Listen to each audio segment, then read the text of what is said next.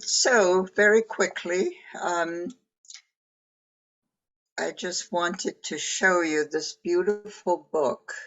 I hope you can see it. A couple of things I want to say about it. First of all, that Vivian is very lucky to have a husband who is an artist, and he actually painted this and created, so she creates the cover from a painting by her husband. The other thing which is unique about this book, as far as the physical aspects, is that it was the graphic artist and the designer, the layout person is Jan Kemp, who is actually a FAB member and was very helpful to a couple of other FAB members who published books with her. And then she retired. Now she lives up in Oregon.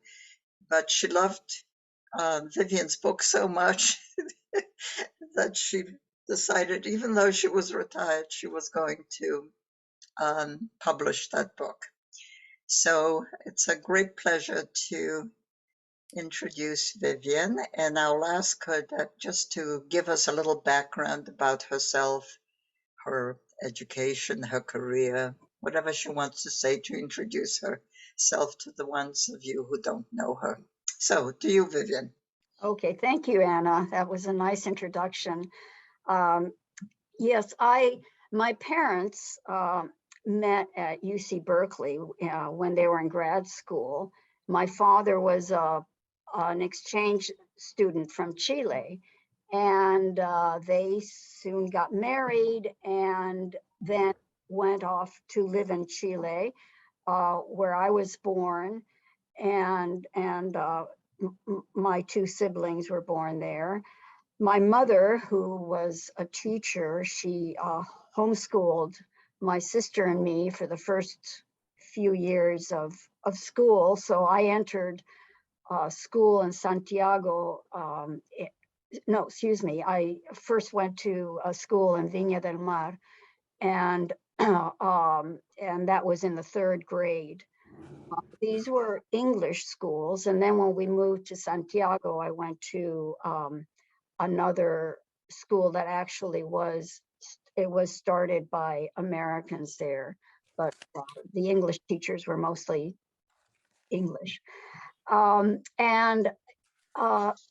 then when I was 10, my mother, my sister and brother and I came to the US, to California, to Sacramento, where my mother's mother lived, because my sister had a congenital heart defect that needed some treatment.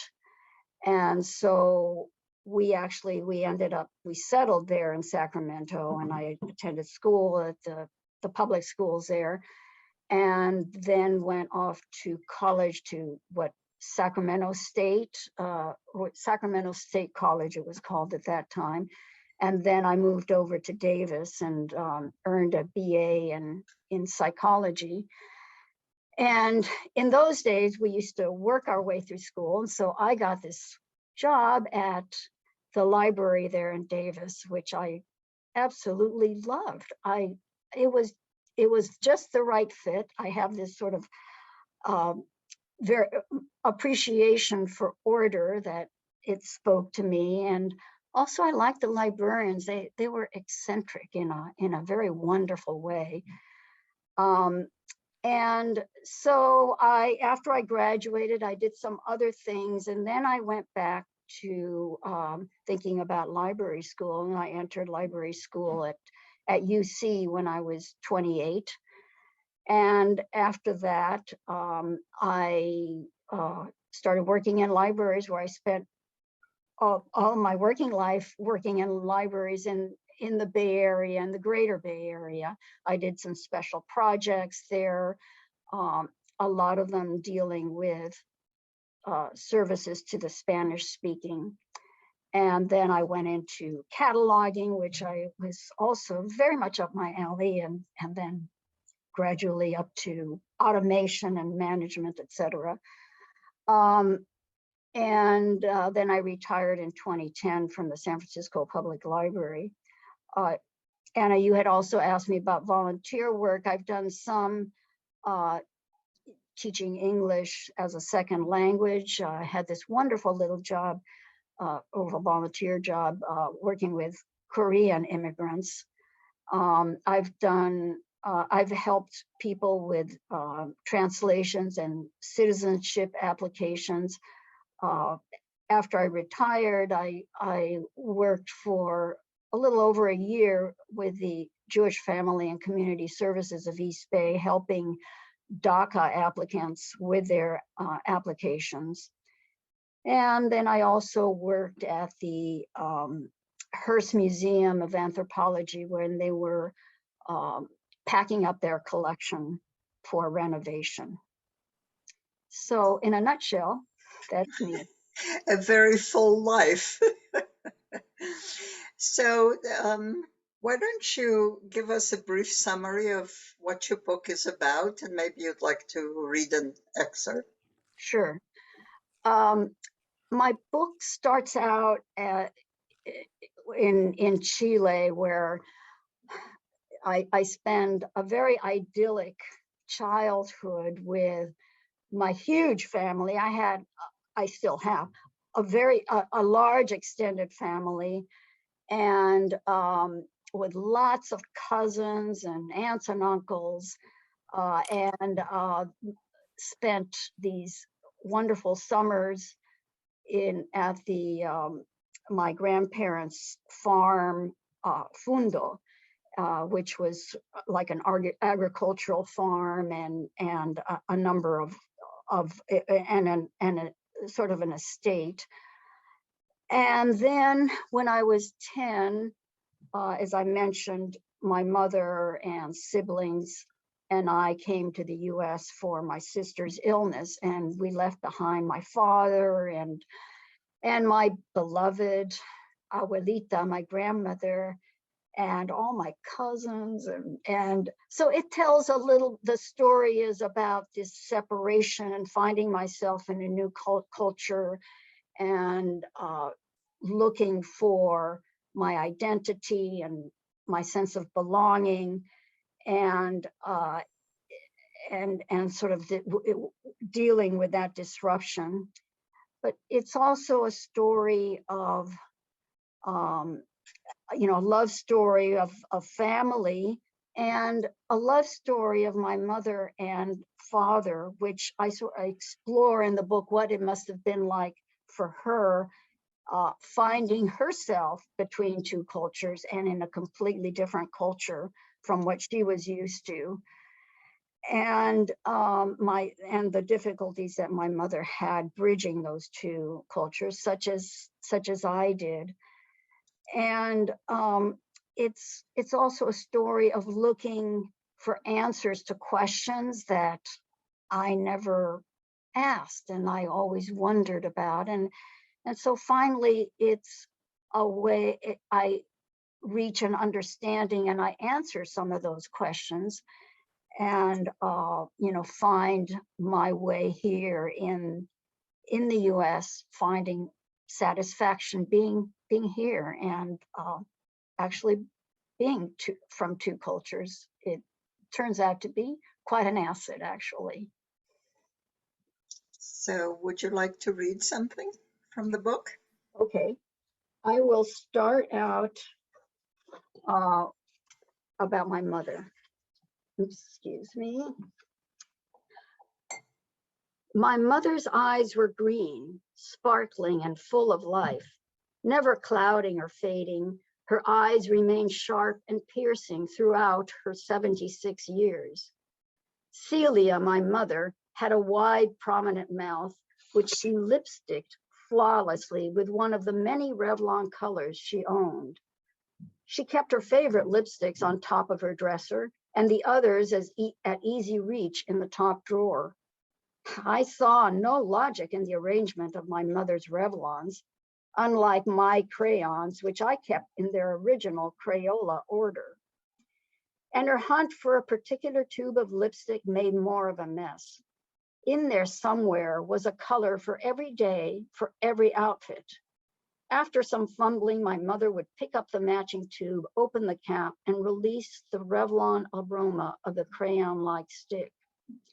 With a steady hand, she'd roll it thickly onto full lips, then take a piece of toilet paper and blot once. Our bathroom's wastebasket always held her once-used red-kissed tissue squares. Later, as her lips thinned, she recreated their fullness by painting lipstick just outside the edges. By my standards, I considered the look borderline gaudy, and it added a morsel of justification to add to a daughter's growing resentment of her mother.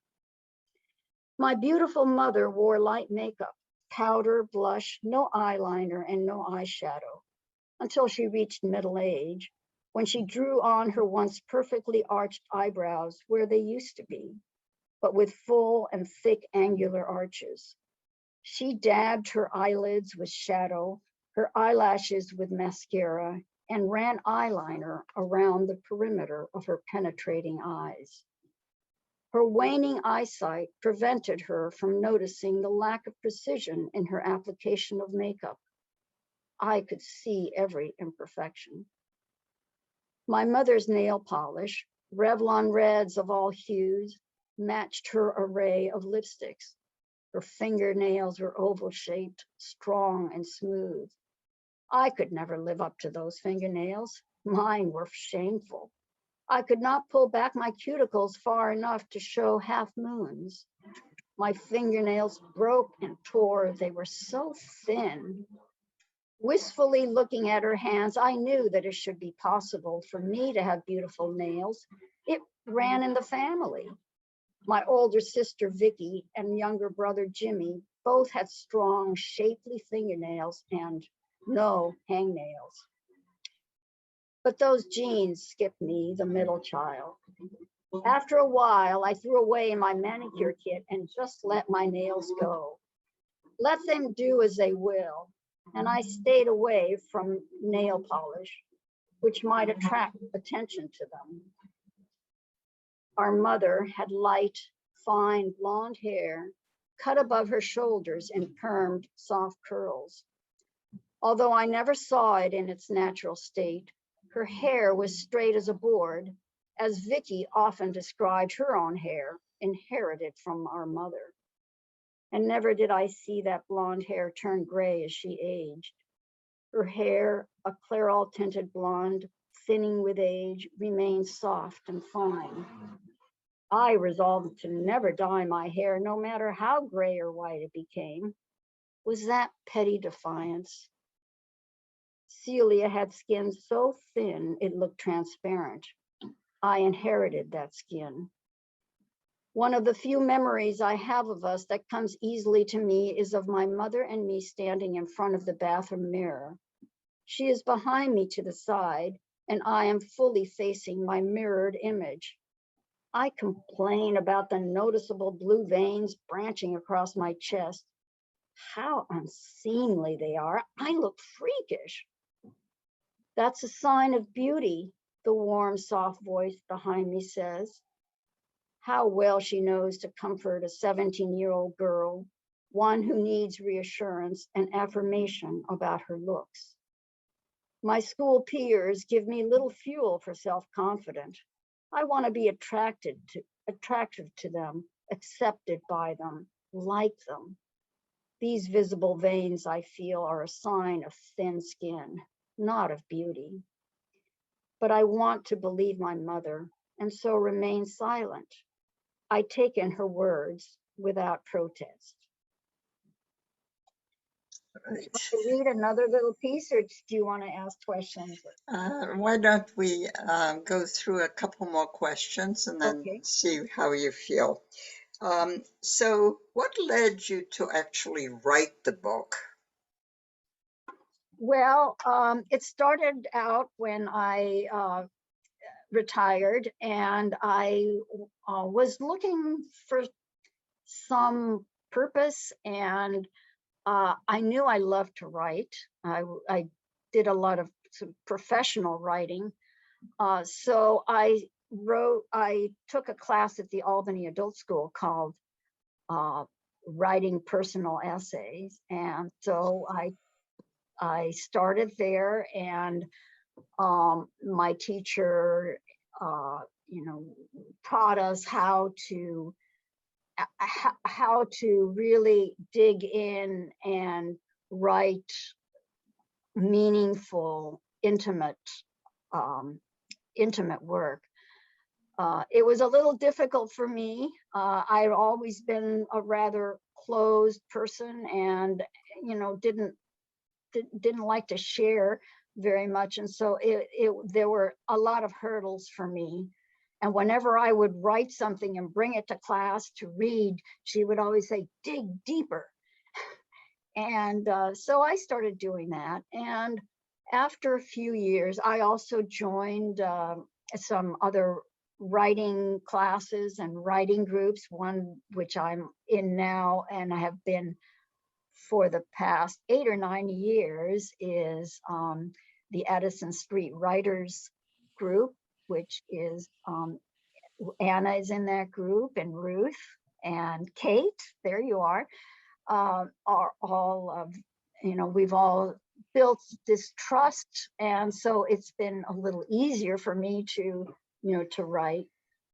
I started amassing a lot of these essays, and I started seeing some themes here, and I was encouraged to put it together for a memoir.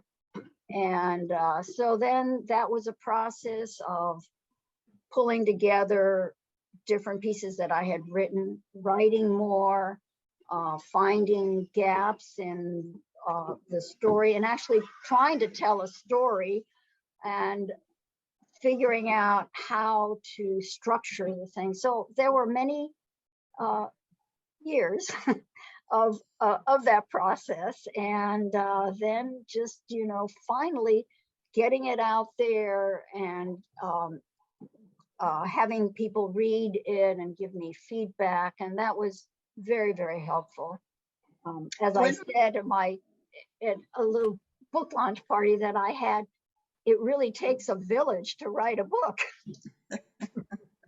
Indeed. When did you think that you found the themes that run through the book? Was it early on, or was it late in the process of writing? It was after I had gathered all of my all of the essays that I had written. And so I started identifying certain themes there. And then when I put these pieces into chapters, I gave them name, I gave them chapter titles, and I started writing a brief chapter summary for each. And that is when things started coming together a little bit more, and I really found those themes. So what I did was that I started organizing my book around those themes, but it didn't quite work. So I just I went back and did more of a chronological arrangement and wove my themes there through them. And that's kind of the process that I followed. And then I noticed that some parts, some topics would kind of float to the top, and then I made those the primary engine for moving the story ahead. So did you write alone, or did you always write in groups? I've done both. When I started out, I would only write alone, because in the classes, what we would do is that we would be given a prompt, say, and then at home we would write our piece and then present it at class. And so, and a lot of that was just, and then in writing by myself. I think it was when I joined the Addison Street Writers Circle that I started writing with others, and I found that to be enormously inspiring. I don't know what it is, but there is something about writers getting together and just starting to write that puts me in this mood of writing. Maybe we're sort of sharing some some space in the ether that we're communicating to each other, this sort of creative energy. Yeah, it sort of builds a momentum, I think, when you're writing together. That's, you don't get when you're writing by yourself. So I think we have time for another piece from your book. Okay, be happy to. I will write a little bit about the Chilean fundo, which was called Fundo de la Gloria. We spent our summers on my grandparents' estate, Fundo de la Gloria, an agricultural farm, a ranch, and a vineyard in the country near the small town of Limache in the central part of Chile, about 100 miles west of Santiago toward the coast. My grandfather, Don Emundo, was the patron of the estate, but to us he was Nono, a vestige of his Italian roots. He was a towering giant in stature, command, and largesse. To the fundo's many workers, to family members, and to visitors. His study held the sensations of a man's study: deep, earthy smells, traditional leather seats, sheepskin rugs and throws, dark paintings, deeply hued, darkening drapes, leather-bound books on all the shelves, a large, imposing wooden desk.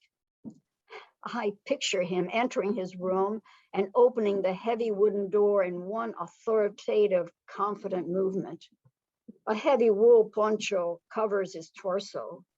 Gray streaks fleck his hair and mustache, his face suntanned and wrinkling from the dry summer sun. The air is crisp in here, kept dark so that it remains cool throughout the hot summer day. This is his room, his office. Paperwork awaits him. In the prime of his life, at 50 years old, he'd rather be outside on his Chilean fleece and leather working saddle, cinched to his favorite horse, riding over his land, tending to the work to be done. This man's work is never done, especially when the work is a farm. Nono and Abuelita's farmhouse was large enough for our entire family to stay during the summers. 3 months with all the cousins swimming, horseback riding, playing childhood games, and delighting in the special love that our Abuelita had for all of us. Abuelita embodied the Chilean woman's role, mistress of the household, and in her case, in charge of a group of maids, house cleaners, kitchen assistants, gardeners. She supervised the kitchen and house help and joined them in their work. Abuelita was the meal planner, organizer, and to our delight, cook. She was a chef. Anyone else involved in meal preparations could only be a sous chef. On our summer vacations at the Fundo, she'd be sure to make her grandchildren's favorite treats: humitas, choclo, sopaipillas, torta de mil hojas. This was my comfort food. Abuelita had the sad eyes that she gave Papo, my own made-up derivative of Papa that I used for my father. Pale blue eyes that cried when she was happy. She cried when she welcomed us, as if she had spent all the time since we were last with her missing us. Abuelita was always busy, using her hands to embroider, stitch, stir, beat egg whites to triple their size and drop by dollops on the sweet curd before placing the dish in the oven. I'd find her peeling, dicing, succumbing to tears from the white onions she diced so adeptly. Our family all loved Abuelita.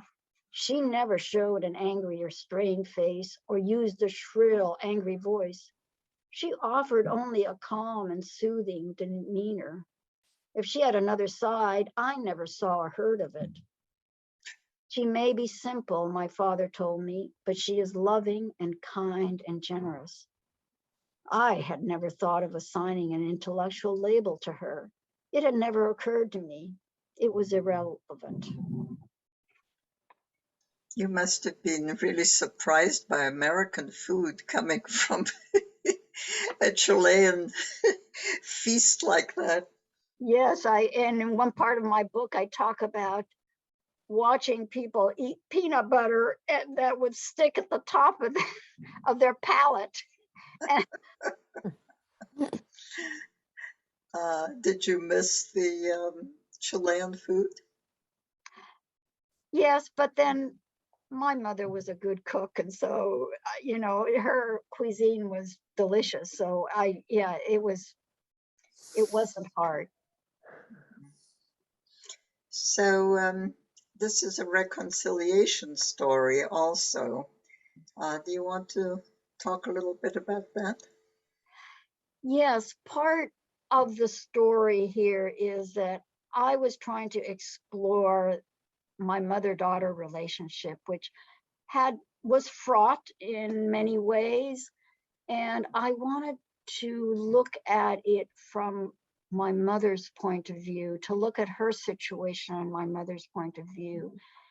And for me, it was quite a learning experience and enlightening that I could finally understand her, and putting myself aside and going into my mother's role and finding what it must have been like for her love for my father, this very, very passionate love that they had, and one that my mother had for the rest of her life, I think. And I came to realize that, unfortunately, my mother had already passed away, but while she was alive, we did